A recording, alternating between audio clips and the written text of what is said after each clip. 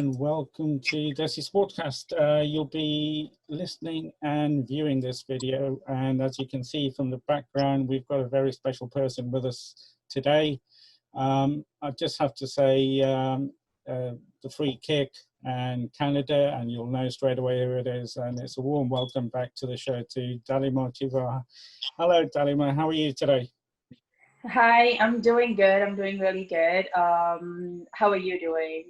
Yeah, it's good. It's a nice weekend here. It started off nicely, so we'll see how it goes on. But you know what a British summer's like. You never know what tomorrow's going to bring. How's Canada today?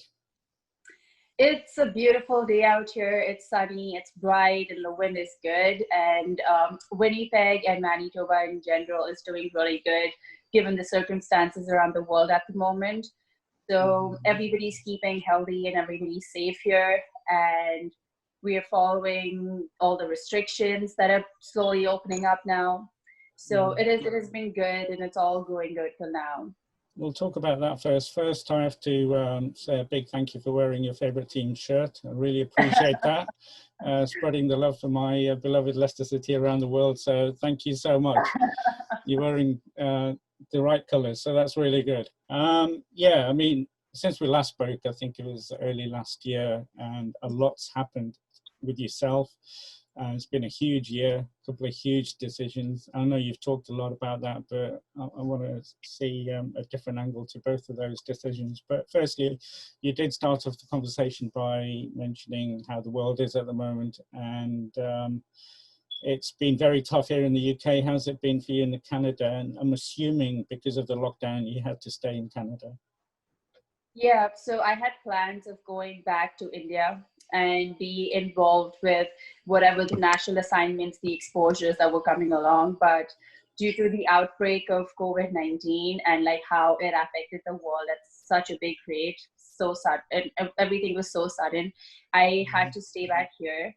And in the beginning, it was really tough. The situation was really bad. The numbers were increasing massively, and all of us were locked down. Canada ended up closing even the provincial borders, so you couldn't really go out anywhere, wherever you wanted to, or like do anything at all. And with the lockdown, I guess when people started taking care of and then following the restrictions, the numbers started going down. And right now here, I guess there are only 5 to 6 active cases, and there haven't been any new cases. So right now we're doing pretty well. But yeah, I do not think that I would be able to travel back home soon anytime, because the international travel is still a big question mark, and it really isn't safe. And also, like, for me, traveling back home is a long journey way back, and it's literally flying across the world. So it isn't really a safe option, and I would rather be safe and like healthy here and practice right now. Well, I'm still allowed to go out and play over here, but in India, the cases are rising rapidly. Then, their numbers are increasing day by day, and nobody's allowed to go out. So I would rather be here, stay safe, stay healthy, and just keep practicing. Yeah, and how's your family back home? My family's doing good. They have Brilliant. been in the house since March. But yeah, they're doing good. They're staying healthy, and they're looking after themselves, which is great. And also, the restrictions are still opening up in India, but the numbers are increasing, and I just hope it all gets better soon.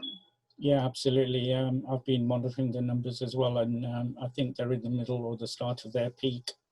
We had ours in March, early April, and as you know, we've got terrible numbers, and we're easing it down with the easing out of the lockdown slowly. And just a couple of weeks ago allowed coaching and sports people to go out and train with social distancing in place. But obviously football is coming back from this Thursday behind closed doors. So it's slightly opening up here, and from what you're saying, it's the same in Canada. You're allowed to go out and practice and train with your colleagues or on your own? Right now we're practicing on our own. The team sports haven't really resumed. They will probably by the end of June, but with physical distancing.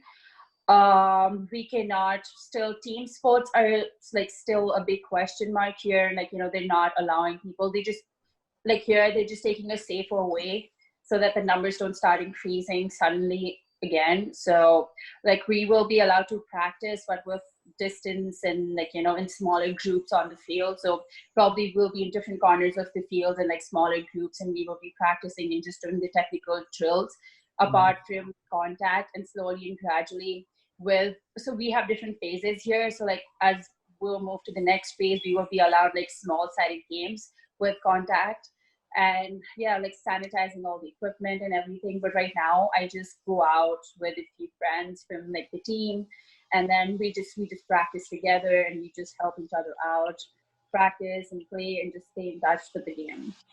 How many weeks has it been for you in terms of lockdown? So it started around the 23rd of March. Wow. Here.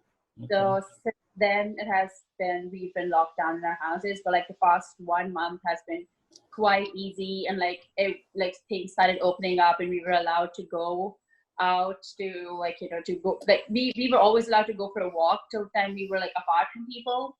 But like the last 1 month we've been allowed to go to the fields, and we've been able to train, and like now the gyms have opened up, but only like you can access gyms, but you can only access the gyms in like groups of 5, not more than 5 people can go, but you have to sanitize all the equipment that you use.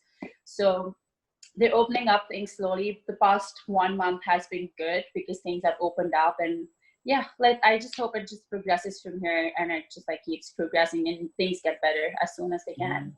And of course you were hit in 2 ways. Firstly as a sports person, but also in your studies as well. How did that affect both of those aspects of your life?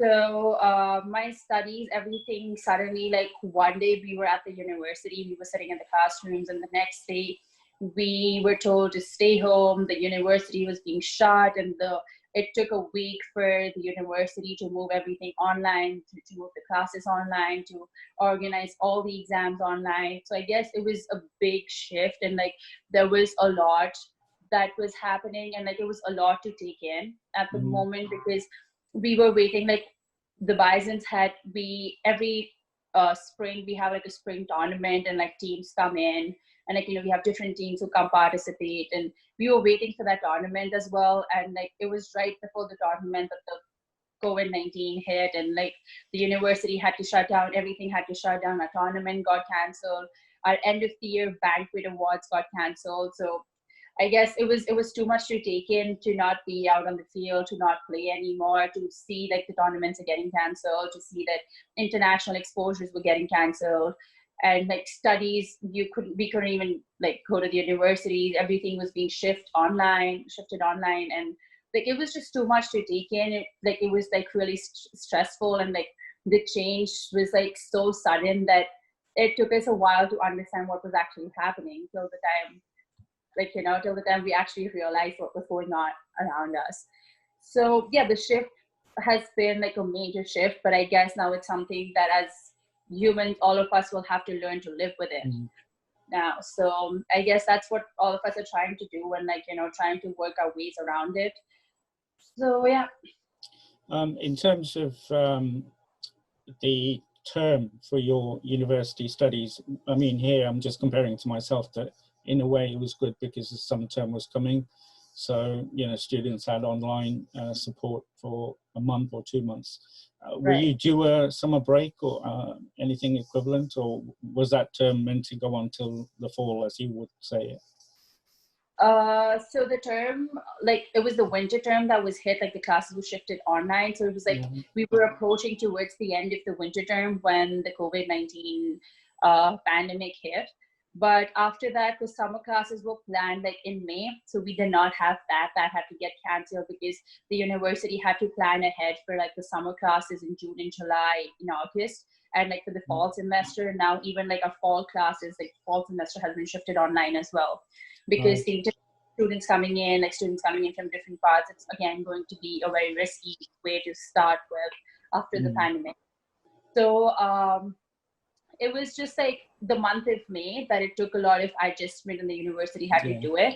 But like after that, the university again started in June with like the summer classes, and like now everything is going like, you know, fluently, and classes are happening online, and everything like for fall has been planned already, and now the university has already started planning for the winter semester, depending on if there's a second wave of the virus or not. So there could be chances that we would have like the winter term online as well if things do not get better, the vaccine does not come around. But for now, the plan is still in like, it's still in the process for the winter term. But yeah, like now we had everything in hand for like summer and fall. Yeah, I mean, just talking personally, it took me probably, to be honest, about a month to get used to the new normal, as they say, or the temporary normal, because the new normal is still to come from what they say, what they're telling us. But in terms of adjusting to working from home, not having any social activities, and obviously you're at a campus, which is a big part of campus life. How long did it take you to adjust, and how did you find that process?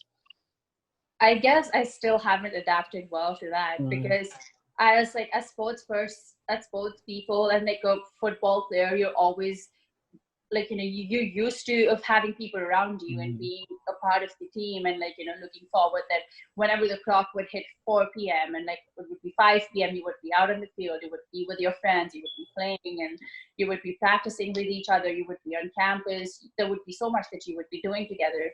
And I guess I still miss it so much, and that's something that I still haven't adapted to well. And like it's hard for me to process that, like, you know, as a player, because that is something that I've been doing all my life.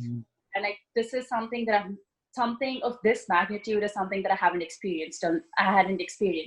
And now to be able to adapt to it, and like, you know, our season still not having the decisions whether the season would happen or not, because you have home and away matches and you cannot travel. There are travel restrictions. I guess it's too much to take in, and to know the fact that you cannot actually go out, you cannot play with your teammates, and you cannot practice. It's really hard. And for me, because I've been doing it for like the past 22 years, it's still something that I'm still trying to take in as a player, because I really want to be out there and I really want to be with the team and practice and play matches and like, you know, have those high intensity matches and like games to play. But I know I cannot look at that in the near future, at least, or maybe till like the end of the year. That's something that I cannot look at, and it seems like a far-fetched goal at the moment. So I guess I am still adapting to it. I still haven't been able to adapt myself to a situation like this. Right. Okay. Well, we're all in the same boat in a way. Like I said, it took me a while to get to a stage where I was sort of comfortable with it, but I think I'm sort of there. But it's harder for you, I know, being in Canada and being in sports for such a long time, and it's a big part of it. It's a bigger break for somebody like yourself. How have you managed? I know you've had routines, and I've seen the videos where you're putting a lot of guys to shame in terms of your fitness routine and what you're doing. So I'm assuming that's all been laid out for you by the club, or is that something that you've, you know, just done yourself off your own back to keep fit and maintain your fitness? I guess for me, maintaining my fitness has always been a key factor of being able to maintain the performance, because at the end of the day, only if you're a fit player is that you're capable of competing at the highest level that you wish to compete at.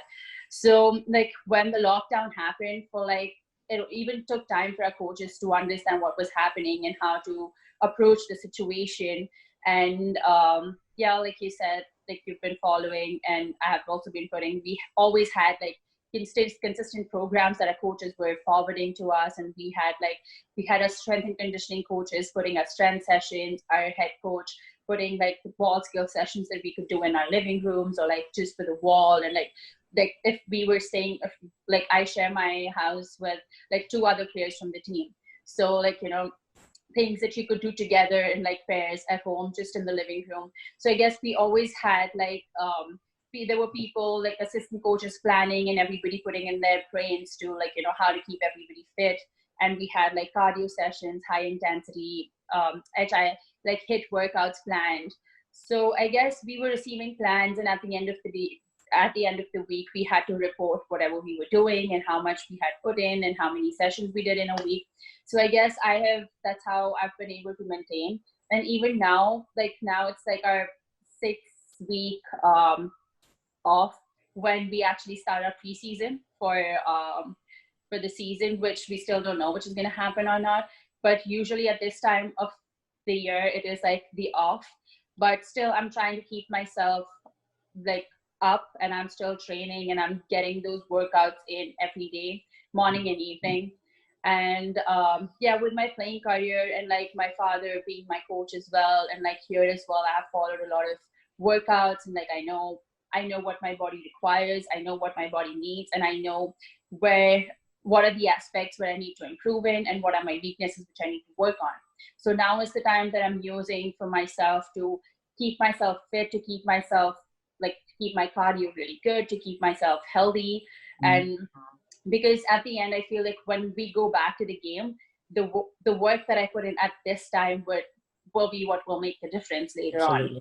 Yeah. So yeah, so like I am making sure that I put the workouts in. I'm still like talking to my coaches, and I can see, and I'm like trying to see what I can do and what I cannot do, and what are the alterations that I can make to my workouts, and what are the different kinds of things that I can do. So with all of that, I'm trying to keep myself fit, and I'm still trying to keep myself at the top of my game, and like, you know, at the top of my fitness level. And I'm trying to get those runs, those workouts, those gym sessions in now as well, since the gyms have opened up. So I'm following the plan, and I'm following like there's a plan that I've made for myself. So I'm following that, and I'm trying to keep myself fit, and and I'm trying to do as much as I can get. Yeah, and that's a big element. But the other big element is obviously keeping mentally strong. And Right. one of the really nice Instagram posts I like was of you, and I think it might have been your housemate's painting. Right. If you ever decide to sell that painting, you know, I'll have a bid in there, because that was beautiful. So it's good that you were looking at the whole aspect of, you know, not just the physical, but the mental as well, because that's really important, isn't it? Right. It, like for me, I have always said that the mental aspect is really important, because at the end of the day, that is what defines you as a person, and like it defines what you want to do, and how much effort could you actually put in, and like how much hard work would you actually put in. Because till the time you're not mentally motivated and you do not have that confidence in yourself, I guess it gets really hard. And with the quarantine, I guess, yes, it has had a major impact on our lives. It was like a major hit.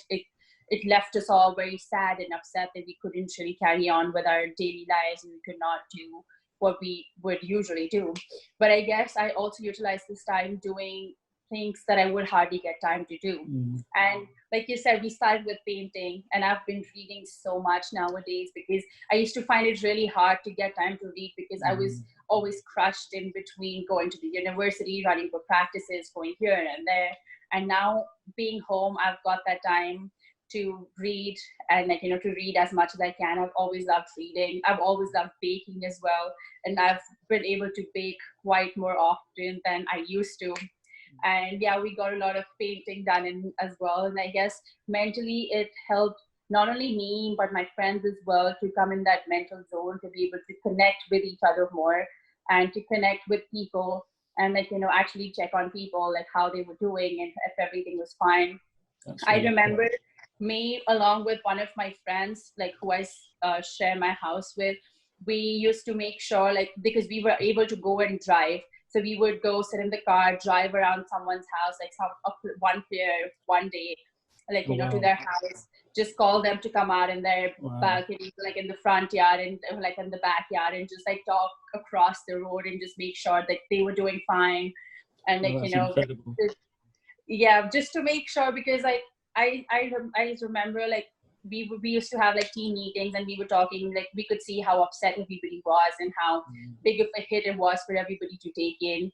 And with season happening or not happening, it has been like a very upsetting time for everyone. And so we just tried to, we just wanted to make sure that everybody was doing fine, because here we had each other, and like, you know, we had people, but like some people were just staying alone with like different people. And like, so we just wanted to make sure that they were doing fine. So we made sure that we would check in on people. So we would just drive by to their houses, like talk from window to window. like from the window of the car to the window of their house, and we would talk and we just make sure how they were doing. Yeah, can I say from personal experience during this lockdown, I had that my work colleagues came and did that sort of surprise just to see how I was, because I was going through something. And at the receiving end, what you did is incredible, because for me, Right. that really boosted my spirit. So what you did for your colleagues, and that's incredible. Right. That is fantastic, because I've been at the receiving end of those. So it means a lot to the people who are receiving what you're doing. Right, because I guess also personally for me, it has been a very big realization of how it feels to feel the way that I was feeling. And it is not a feeling that anybody would want to go through. Nobody would want to go through that self-doubt, because I'm pretty sure like this time there were a lot of questions that people had in their minds of where the life was headed, where their career was headed, and like what was it that they could do. And there was like so much of self-doubt that and also people could not reach out physically.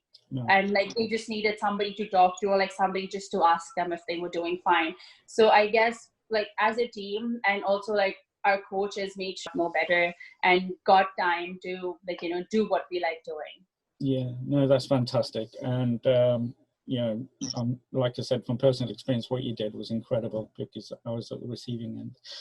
But you know, we've talked quite a bit about where the world is now, where you are, and what's hopefully, we will definitely all get through this, and life will return to some sort of normality very soon.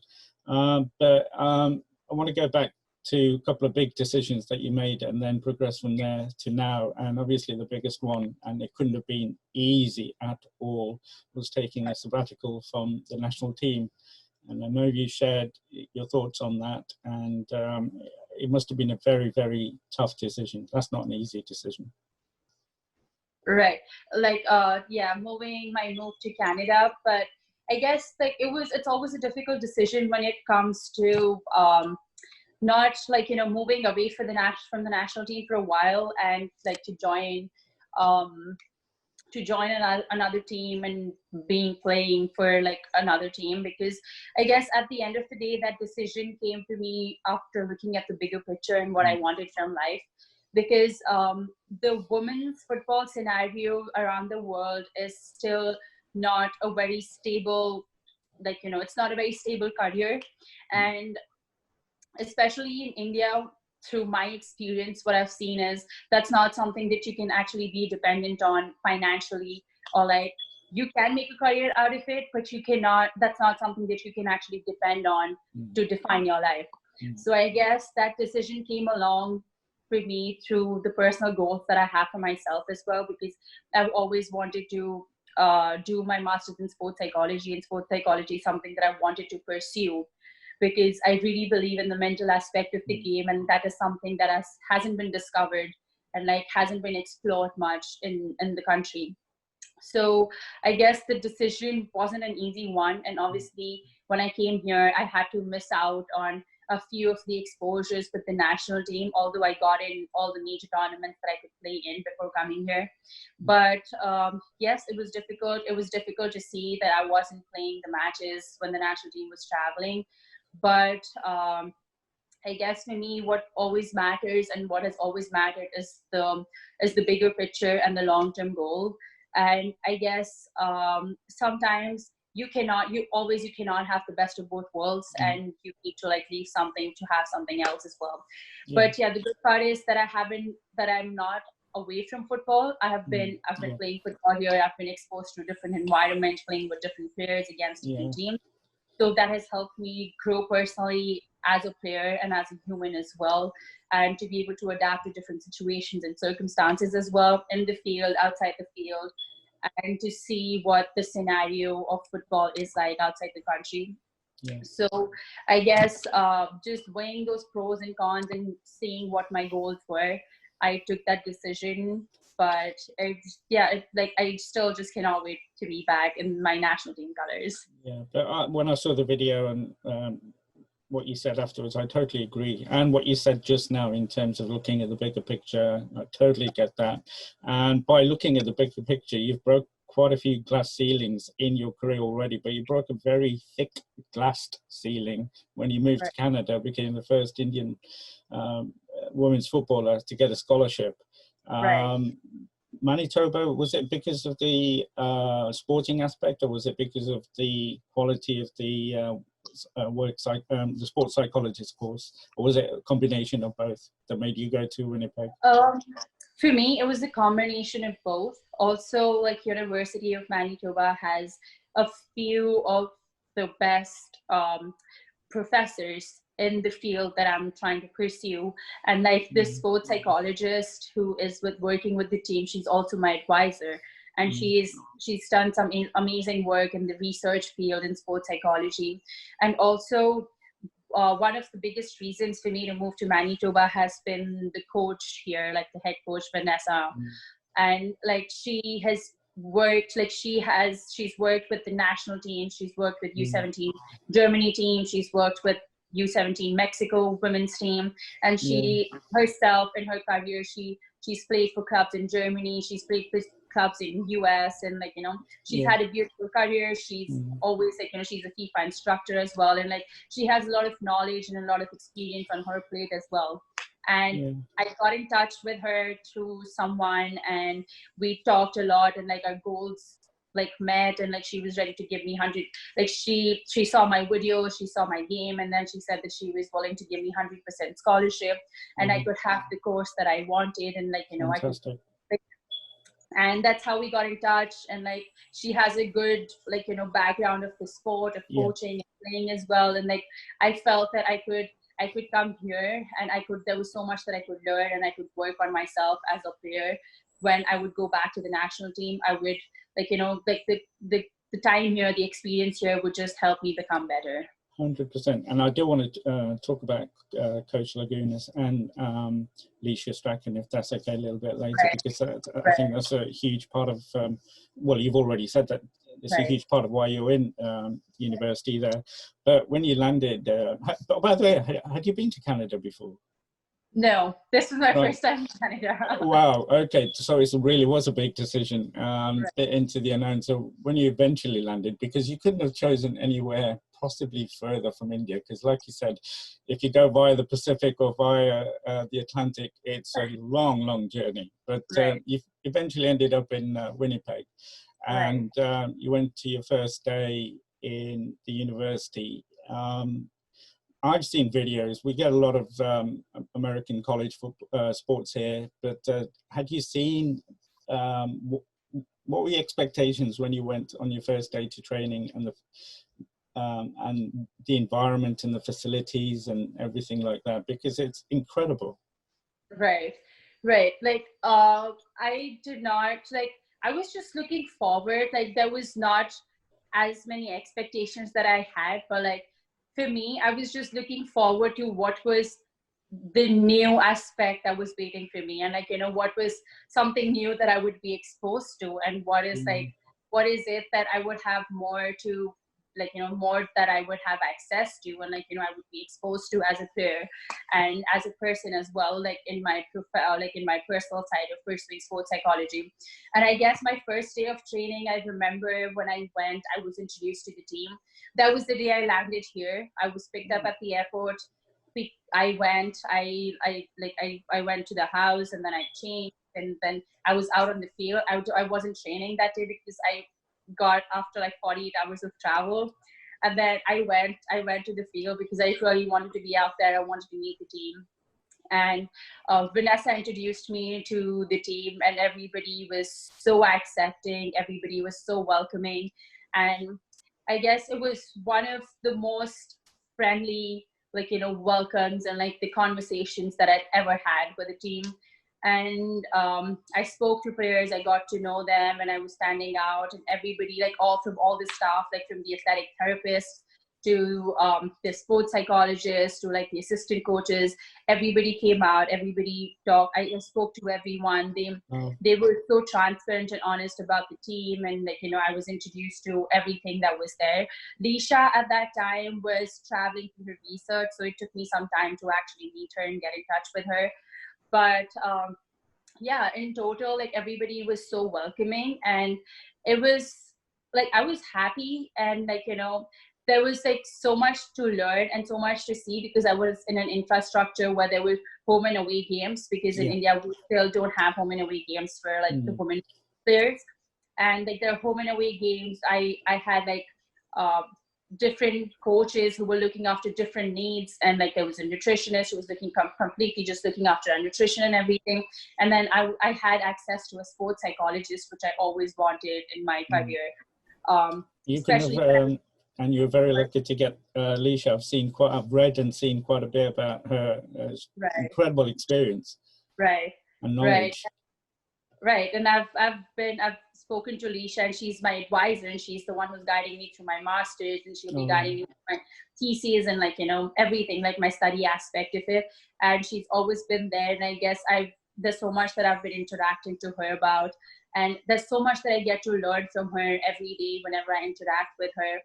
And yeah, like from here, since the time, like I've spent a year now here in Winnipeg, and it has just been a lot of learning for me, and also like being exposed to sports psychologists like Leisha and like a few others who have worked with the team, who were there always traveling with us, who were interacting with us, and like, you know, making us get a hold of ourselves when we did not believe in ourselves before the match, and like we were thinking that it would be a tough match to go. And there was so much that I could learn thinking of, like, you know, what a sports psychologist does with the team, and like as a player as well, of what I could use from like what was being done with us, but like the work that was being done with us from the sports psychologist.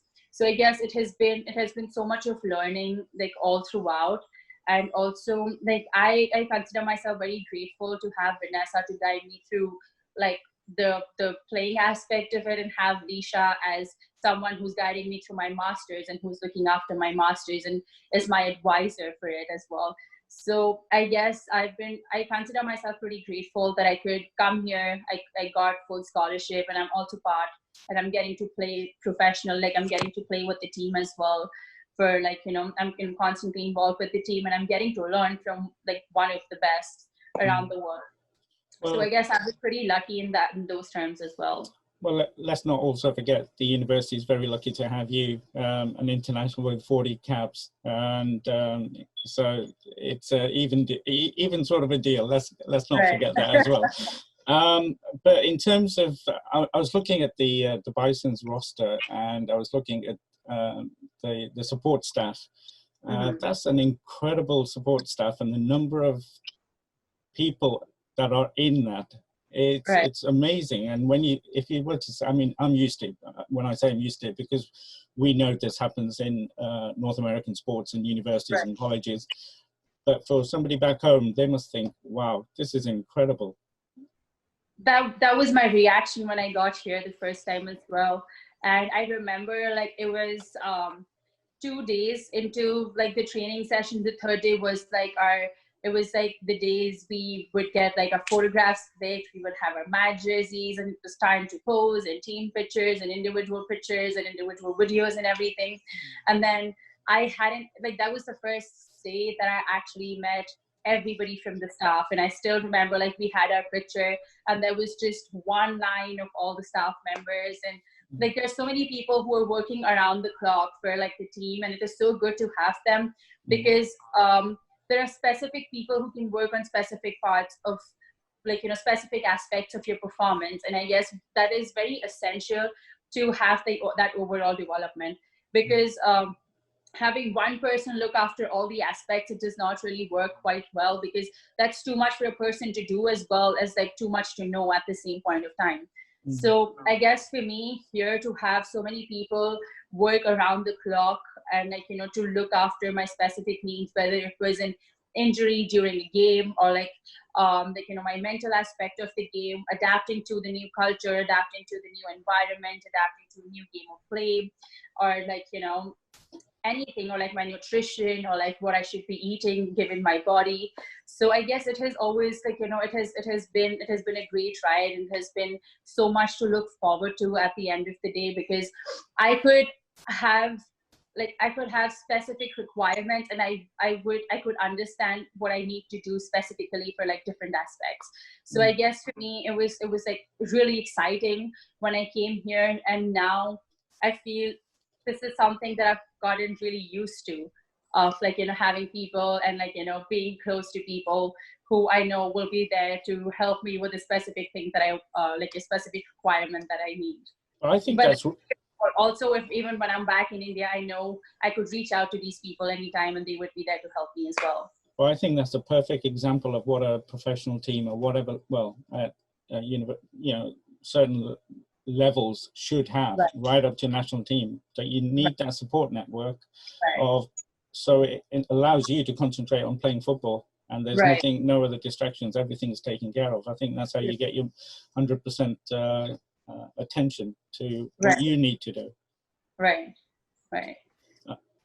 Now, following on that, I was just going to ask, you mentioned a nutritionist, and I'm not sure if you had a nutritionist in India, but whenever I speak to sports people, although they know it's really a big part of being a professional sports person, you know, you sometimes adjusting to the food and the demands of the nutritionist is not easy. How did you find adjusting to what they were saying as to what you should be eating and how much? I guess it wasn't really hard because even though like, you know, like I did not have a nutritionist around me when I was back home, and like there was no one, but I guess my parents, because like my father was my coach as well, and he's been a sports person himself, and my mother was like a sports person herself as well. So like in our house, there was like, we barely used to go out for like, you know, like we used to go celebrate dinner, like used to go out for dinners, but like my mother literally learned everything to cook at home. And like since I was a kid, I was exposed to having healthy meals. Like for us at home, when it was snack time, it wasn't a piece of cake, it wasn't like having chips or anything. It was boiled vegetables, or it was like having like, you know, sprouts, or like, you know, having like quinoa and like those healthy snacks. So like since I was a kid, I was exposed to that kind of an environment. So like my parents, they looked after that I was like, you know, eating healthy, because because in those growing years, if that's not something that I would have gotten used to, if that's something that I wouldn't have received, probably my performance and my improvement wouldn't have been as much. And I guess nutrition and the diet plays an important role. Having said that, also like there were days like on a weekend probably when I would go out shopping with my sister, like when we would just be like it would just be family time, we would watch movies and everything, like one meal, and like, you know, there would be one meal where you could eat whatever you would want to. We would order pizza, like, you know, we would have it. But I guess that is something that has always been a part of my family since I was young, and that was something that my mother always, like, you know, looked after, and my parents looked after. And like, you know, because at the end of the day, it's just about understanding the importance of the food that you eat on like the performance.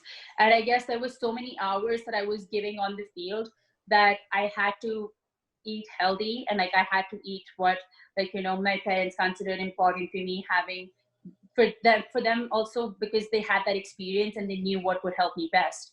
So I guess it wasn't really hard for me.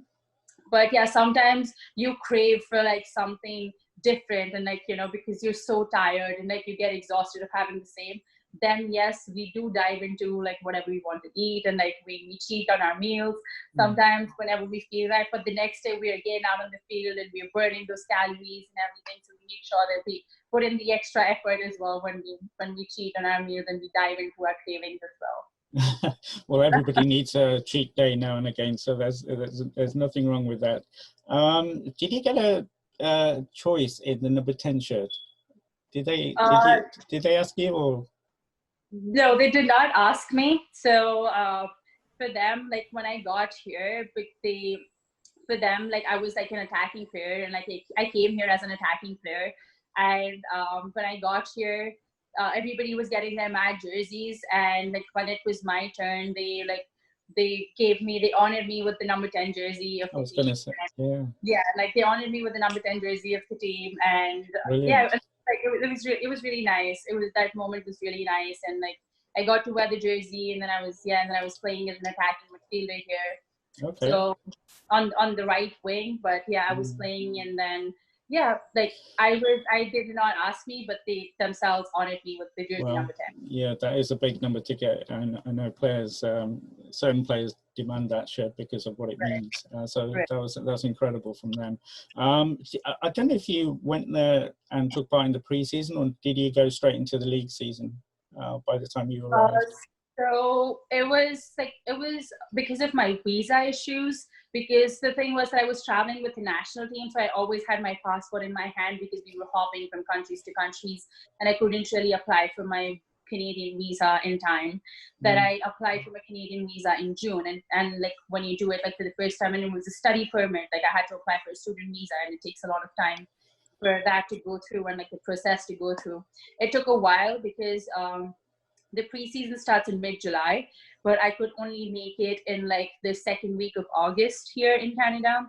And I straight away straight away started with competitions, with preseason tournaments, because usually in August in preseason, we, as a team, we travel to different places, we play different tournaments. We travel to the US to play some exposure matches. And when I got here, I straight away had to dive in. I did not have much of a time to adapt to what the game was like and what was expected of me as well. So, and then after that, the season here starts on the 3rd or like the 7th of September, given the circumstances. So I guess I had 2 weeks of preseason with the team, but I was just playing preseason matches, and after that I straight away had to dive into the season. But yes, even through the season I was taking time to adapt to the game of play, to the level of game, because no matter where you transition, and like even if it is like a different team in India as well, it takes time because every team has a different style of play and a different game that they want to play. And it takes time for a player to adapt to what is actually required of them. But yes, even through the season, even when I was out in the field, I was playing, I was trying to adapt to the game of play and what the girls were, what the team was expecting me to do for them as well. But I did not really have as long as a preseason that I would have expected. But I kind of straight away dived into the matches and then the season. Well, that was the other thing I was going to ask you. Have you ever been in a routine where you're playing so many games week in, week out? Have you had that sort of experience before? Was this the first time? Because like you said, you play home and away. I think there were about 14 games in the season before the playoffs. Right. So had you experienced that sort of, consistent playing games before? For such a period as well? Not really, because like this season, like the Indian Women's League in India is usually for like around a month or two. And it's like a month and a half where like all the teams collect at one place, and like you're playing matches every second day or every third day. And like that was the only kind of exposure that I've had in terms of matches. And also with the national team, it was like when you're traveling for a tournament or you're traveling for a championship, it was like that time when you're just playing 3 matches against like the 4 teams that you've been pooled against. So I guess before that, it wasn't like I hadn't really been exposed to a scenario like this, because here in the season, we would practice from Monday to Thursday. Friday, we would travel. Saturday and Sunday, we would play 2 away matches. By Sunday night, we were back. And so Monday, we were back to the university. And then it would repeat every weekend. And like when it was at home was the only time that we could relax, because we would come home and we would have time. And there was just no traveling time that was being taken away. So I guess, no, but this was like the first time I was so much involved with going away for matches, coming back and being constantly there in the classes at the university. And also sometimes the training was like 2 times a day. Like after the soccer training, we used to hit the gym straight away, and then we used to come back, and the next day again, the routine repeats itself. So I guess this was the first time like for like continuously since August, because I wasn't really there for the preseason before that, since August till the beginning of November, that I was continuously involved. And literally the time just flew by because I was so involved in whatever I was doing. The time just flew by, and like I was just so involved with the team and like with whatever was going around. because I'm just tired listening to you explaining the away games and the routine. But let's not forget, on top of that, you've got your studies. Right. So that's incredible. Right. So I guess like that's something like, you know, that a student athlete life gives you, and like, you know, it like the experience of being a student athlete is so huge, and it's so enriching that there's so much that you get to learn, not only to manage your time, not only to set your priorities straight, but also like, you know, to be able to multitask, to have like, you know, that mental capacity to have everything going on, and like, you know, simultaneously deal with so many things. You know, you have your exam tomorrow, but like you're traveling for like, you know, your away games. I still remember like from the season, we used to be traveling, and the moment like we used to board a flight, everybody's laptops used to be out and everybody used to be doing their assignments, everybody used to be studying in the planes. We used to land, we used to hit the hotel, and after that we were in the meetings, and after the meetings we would get up, we would have breakfast. After that, the little time, the coach used to give us a little time that we could catch up with our studies, so we used to have like an hour break for us to like do our studies, read and like catch up with our studies, write our exams if we had an exam. And then we were used to get ready. There was a pre-preparation, a pre-game meeting, and then pre-game preparation. And then we were out in the field playing matches, back to the hotel, and then like the same routine. So I guess the student athlete experience is just so enriching, and like there's so much you get to learn. And I guess being a student athlete, I was even back home, being a student athlete, I was away from the university most of the time because I was traveling with the national team. But here it has been a lot more different because I was traveling with the players who were studying in the same university. And I still remember at the airports, we used to be at the airport, everybody's studying, their laptops are out. We're just trying to get in the time, manage the time as well as we could. Do you know what I'm going to do? I'm going to clip what you've just said in the past 2 minutes, and for any young person that wants to go to the top, this is what the commitment required is. It's incredible. You make it sound, you know, it's not easy. I can see that it's not easy. It takes a lot of commitment and hard work, and fair play, because you're doing it and you've done it so fantastic. Definitely. Yes, and something that I've always said as well, like time management and like, you know, setting your priorities straight is always something that would get you, because it's not only here, but like also when I was back in India, and like I was training 2 times a day. I had school to go to, and I was still doing my undergraduate from a regular university where I had to be present in classes. And like even back home when I was growing in my growing ages, my schedule used to be that I would be up by 5 a.m. and then I would be on the field and I would be practicing. 8 o'clock I was in school. From 8 to 2 o'clock I would be in school, and then I would come back, I would have my lunch, I would complete my homework, and then at 4 p.m. or like 5 p.m. I would be at the field again, and I would be training again. And when I would come back, I would shower, I would have dinner, and then I would sit to like do my individual study for like for the preparation, for like the future preparation of like all the exams that would, and like wasting the time watching the television and everything. Because I do remember there were times when my mother used to be like, or my father used to be like, you know, if you don't want to go to school, it's okay, you can rest. And my mother used to be like, do you want to come out of your room? Do you want to spend some time with us? And I was like, no, like I'm busy studying, like, you know, like I'm trying to catch up on my studies, because I know if I go away and like if I'm not in the school, I would lose out on that time, and I had to cover for it. Wow. So I guess that is something, and like managing that time has brought me and like made me what I am here today.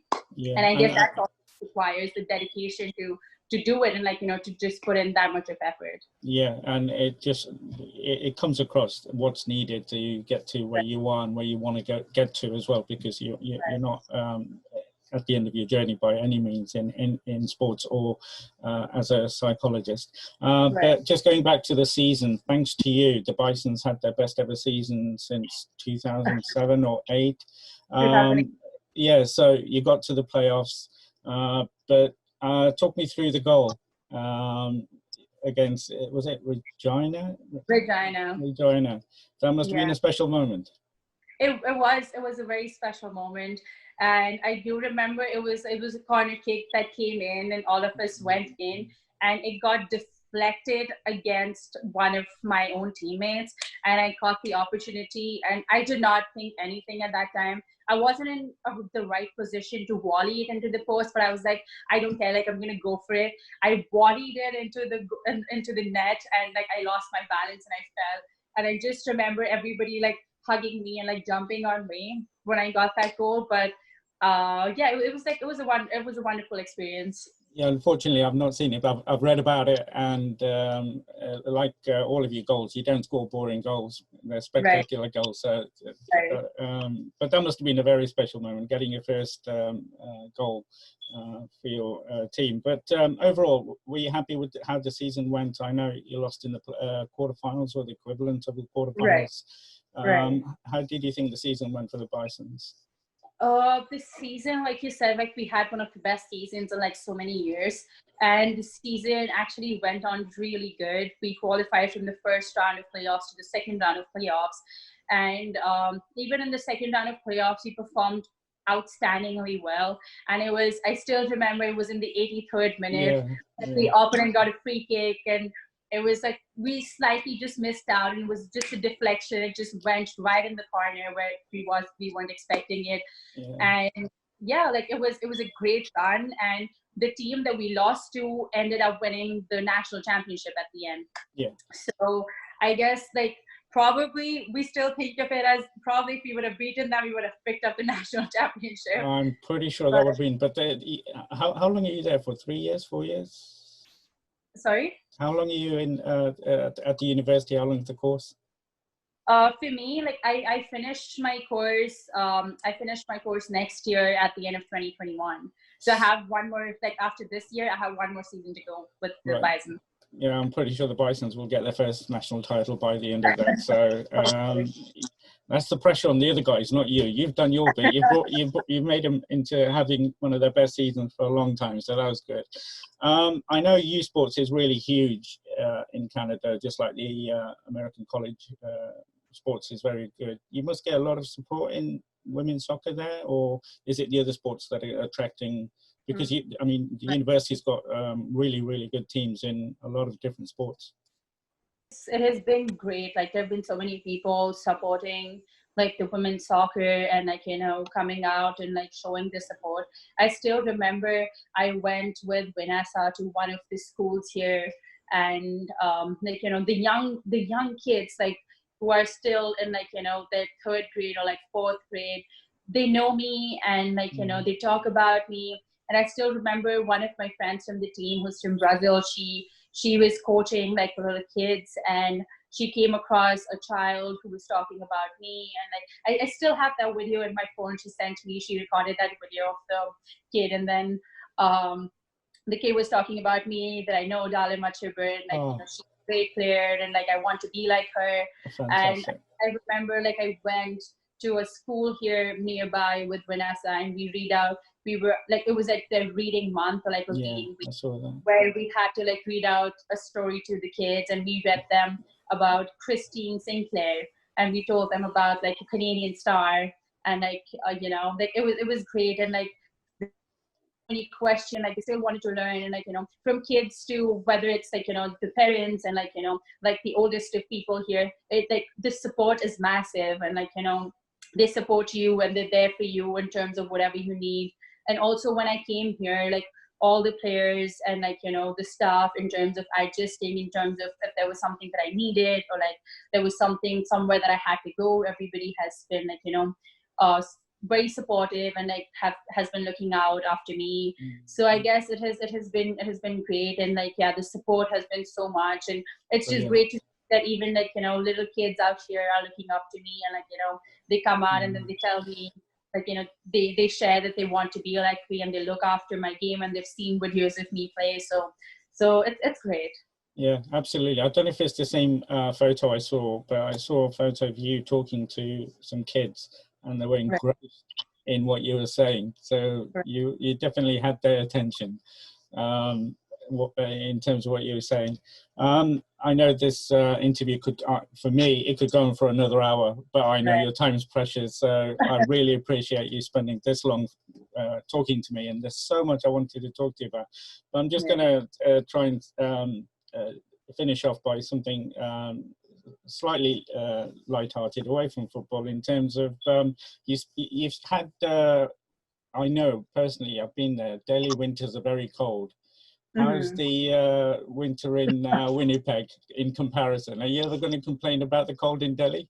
Yeah, like I honestly used to be complaining so much about the cold in Delhi, but from here, I was here in November and I witnessed a snowstorm, and like that was it wasn't like my first time being in the snow, but it was like my time witnessing an actual snowfall.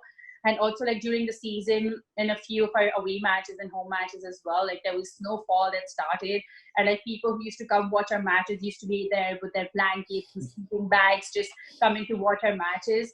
Like they used to be covered, like fully covered, and we used to be out there in our shorts and like a t-shirt, and like we used to be freezing out there.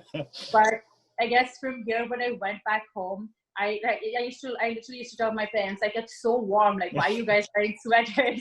And they were like, you must be kidding me, like it's so cold and freezing out here, like you should cover yourself, like it's not as cold as Canada, like as Winnipeg, but it gets really cold. And Winnipeg actually is one of the coldest places in Canada. And when I got back here, it was -30, it was -35, and permanently. I heard rumors about one of your colleagues creating a cookbook. Right. And did you contribute? And if you did, what were you? I haven't contributed to it, but I have my recipes written down, but I will be writing my recipes, but they're all desserts. Oh, what did you do? I do have some healthy recipes, and I will I recently at home, like a few days back only, everybody was like, okay, let's have you cook one of like Indian meals for us. So like butter chicken. I didn't know you were a specialist in pastries and cakes and sweets. So did you make the butter chicken? I did. I made it for my friends, and they loved it. And like there are a lot of people on our team who love eating butter chicken, and I myself love that. So like I made that for my teammates here, and I will add that to the recipe book. I've been thinking of doing that, but trust me, I've been so busy. I've been so busy with the webinars and like catching up with the trainings, and like there's so many things that are taking place. But I do plan to like add my recipes, add butter chicken especially to the cookbook, because I know it's all-time favorite of everyone, and I will add some dessert ideas as well. It's just that I really love baking, even though I cannot eat them, but I just bake them and I keep them. that takes a lot of willpower. But yes, I love baking them. So like I try to get like to bake something special on the weekend and like have a piece or a a little more of it. Like a small treat. Or maybe after a really good high intense workout, like a small surprise, and like like a like a win meal, or like a win small piece of dessert. No, so like absolutely. yeah, that. But yeah, it's like it has been great to like have a cookbook, because you can like share so many ideas and like share so many ideas of what you can do, and like what you can like explore and invent with whatever you have available, and like what other players are doing as well, and like what they use in their meals as well. So I guess it has been really nice to have the cookbook, and I will definitely be adding my butter chicken recipe to that. Well, you've broken so many glass ceilings and opened the doors for Indian sports people, and you're representing the nation. As you probably know, there's not much pressure on you there, but the recipe obviously will just be the icing on the cake. By the way, any good Indian restaurants in Winnipeg? They're bound to be. Not in Winnipeg. I haven't been in restaurants in Winnipeg.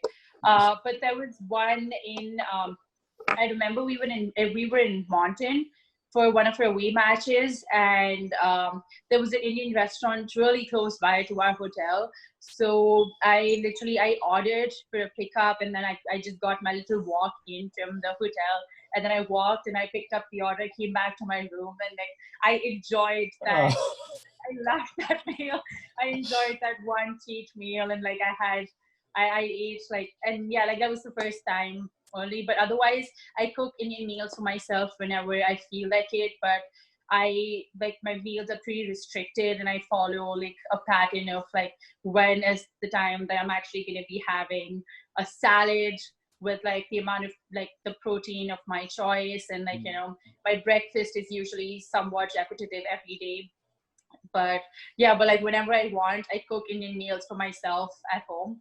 But except for like the times when I really do not want to cook and I get really tired of like I cannot do this anymore, I I pick up my phone, I order food, and like I just get it delivered for myself. Well, having heard your routine, that'd be me. Lunch, breakfast, I'd be ordering in. I don't know how you do that routine and still find the energy to cook an amazing meal. So,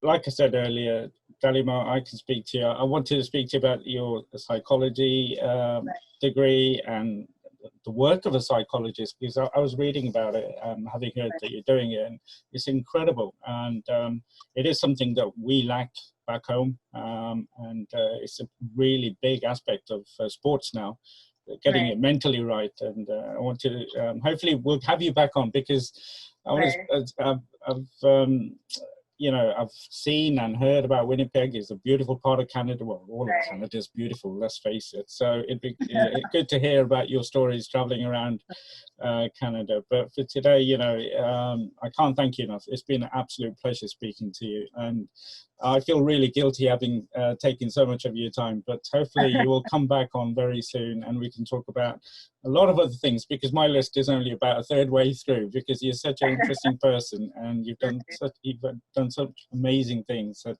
time flies. Right. Like I had so much of fun. I did not even realize that we actually spent over an hour talking about what it has been like. And I always love talking about the game, and I always like sharing my experiences. And I guess like I'll literally be waiting for you to call me back on the show, because don't say things like that. Interactions with you are so much fun. Like even when we interacted the last time, we actually kept going on and on and on, and like the time just flew by, and it is always great, and like the pleasure's all mine to be here. And I love talking, and I love sharing my experience about the game and about what I'm doing in life. And it has been an absolute pleasure to be here and to be like, you know, sharing the space with you where I can talk and like I can share whatever I want to. So yeah, like thank you for that, and thank you for reaching out to me, and thank you for having me over again. And it is like I've had a great time. Well, it's been my honor. It's very kind of you to say that. But as always, you're doing the nation proud in so many ways that you know, we are genuinely really proud of what you're doing. And like I said, stay safe, and hope things work out and you have another full season and with the Bisons, and get more goals, and no pressure there. But thank you, and thank you, and stay safe, and we'll talk soon. Thank you so much. You too. Bye. Take care. Bye. Thank you.